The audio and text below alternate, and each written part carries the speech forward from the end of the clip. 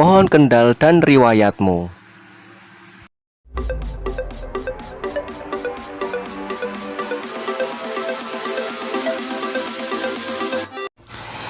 Assalamualaikum guys, ini adalah pohon kendal atau nama ilmiahnya Cordia diosotoma.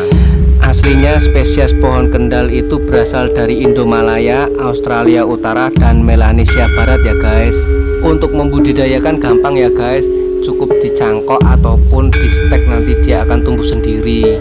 Manfaat pohon kendal sendiri banyak ya guys. Selain sebagai peneduh jalan, juga dapat digunakan sebagai sayuran dan pengobatan. Misalnya bijinya digunakan sebagai obat kulit mengelupas, daunnya sebagai obat bengkak, biduran, cacar air, demam, gabakan, panas dalam, dan sakit kepala. Sedangkan batang atau kulit batangnya berguna sebagai obat bengkak, bisul, diare, malaria, perawatan badan sehabis melahirkan, dan sariawan. Pohon ini dapat tumbuh pada daerah dengan ketinggian 500 sampai dengan 1500 meter di atas permukaan laut ya guys.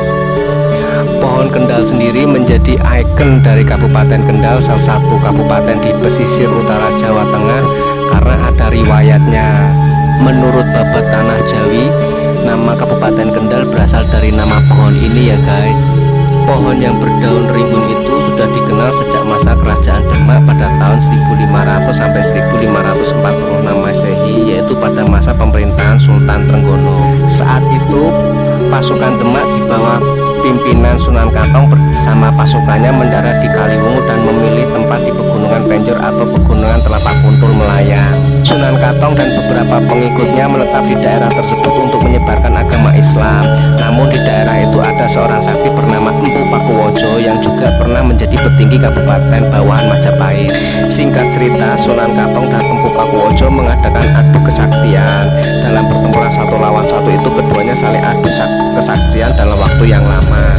Namun rupanya Pakuwojo kian terdesak, hingga akhirnya Pakuwojo menemukan pohon besar yang berlubang. Maka dia pun masuk ke dalam lubang itu untuk bersembunyi. Hanya saja dengan kesaktiannya, Sunan Katong bisa mengetahui keberadaan Pakuwojo dan menangkapnya. Saat itulah Pakuwojo mengakui kekalahannya dan memeluk Islam. Sunan Katong memberi nama pohon tempat persembunyian Pakuwojo itu dengan nama pohon kendal yang artinya penerang. Maksudnya di pohon tersebut seorang sakti bernama Pakuwojo tercerahkan hatinya sehingga masuk Islam. Terima kasih.